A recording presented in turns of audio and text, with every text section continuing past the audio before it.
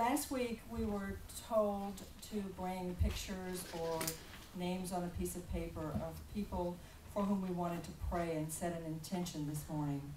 And I'd just like to talk a little bit about intention. I'd like to recognize Reverend Donna Jean, Ministers in Training Beth, Steve, and Pam.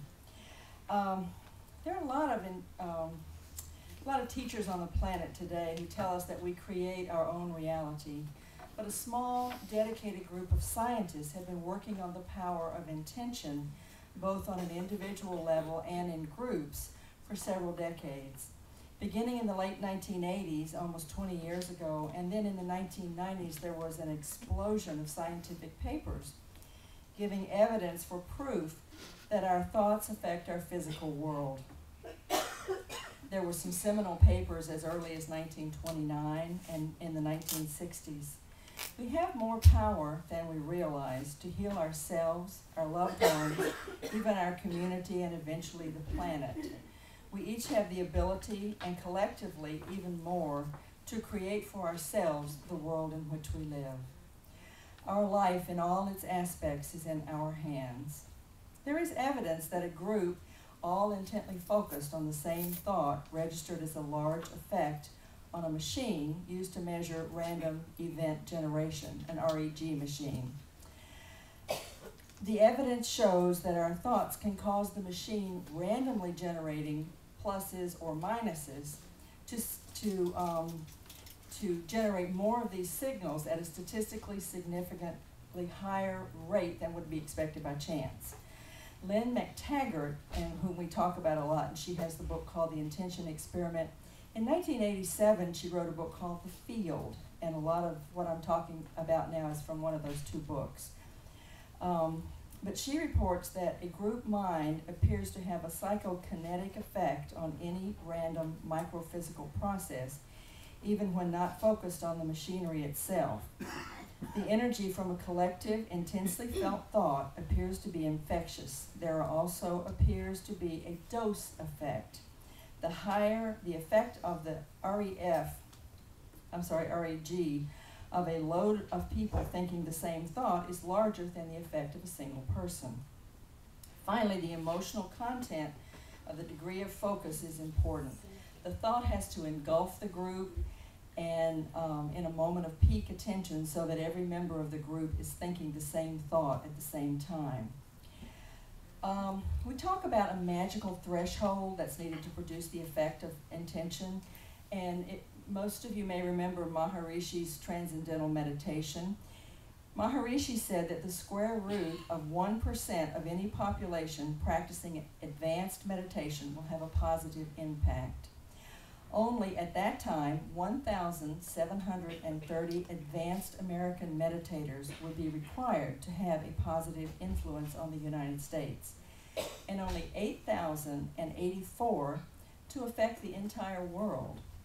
The work with field regs has suggested that the size of the group is not as important as the intensity of the focus. Any group, however small, exerted an effect as long as the parties involved were in rapturous attention.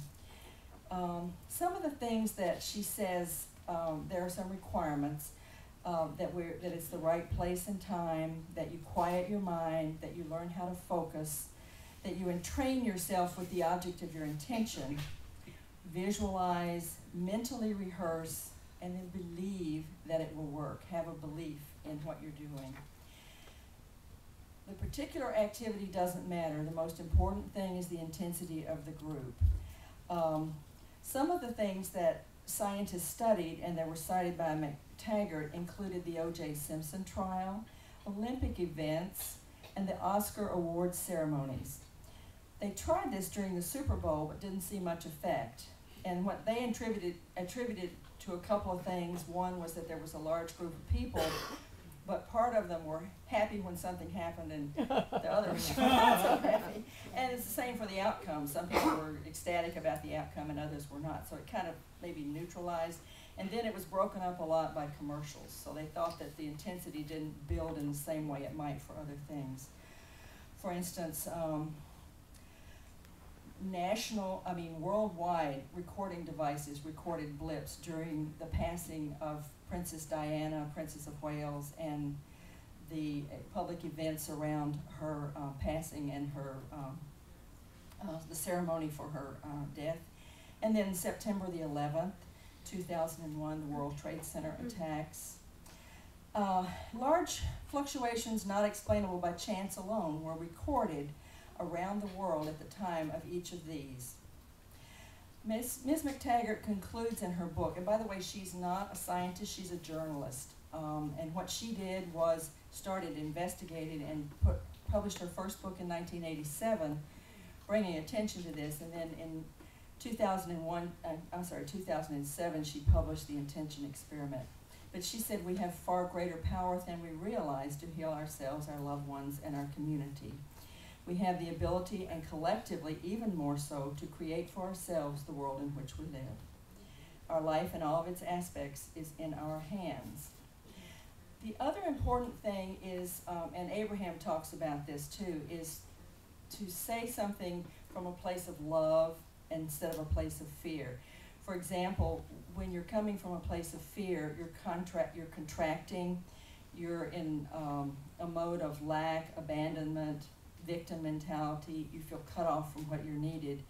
Whereas when you're coming from a place of love, you feel connected to source energy, at one with God, goodness and abundance flow to me. And the same thing is with our health. We may focus on our dis-ease, our lack of health, waiting, or even health as waiting for sickness to manifest itself. Or we can just say there are no mistakes, all is in divine right order, I'm healed, whole, and healthy. And petitionary prayer, sacrifice, suffer now, rewards in heaven, that's fear-based. But coming from a place of love, we open our heart chakra, we feel gratitude, peace, and tranquility. And finally, forgiveness, anger, shame, guilt, regret, and blame are all fear-based. And coming from a place of love, we accept responsibility. Everything is in divine right order, and there's nothing to forgive. An interesting thing about group intention, Chairman Mao talked about this, the social memory complex. I don't know if he talked about it, but this is about the social memory complex. It's a usual way of passing on traditions. And 20 years ago, Chairman Mao said that by having several children in a family, the Chinese were holding themselves back. That if they had one child and focused on raising that child, that they would have more energy to do other things in the world. And I think he said that if you had a farm, if you were rural, that you could have 2 children. But we have to look and see that in about a generation, China has become a dominant world power. And that's just group intention. I also want to mention to you, Reverend Reba has a grandson who is autistic, and I think we've talked about this before. And she set an intention experiment and sent it out to everyone on her mailing list, which she said was probably about 600 people, and some of those sent it to other people. So she figured that as many as 1,000 people could be praying for her grandson, setting this intention.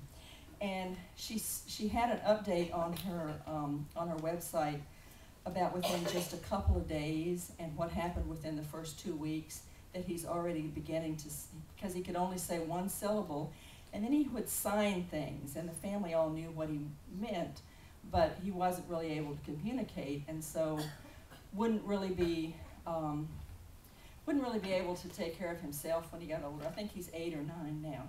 Excuse me. But anyway, he's speaking and saying 2-syllable words and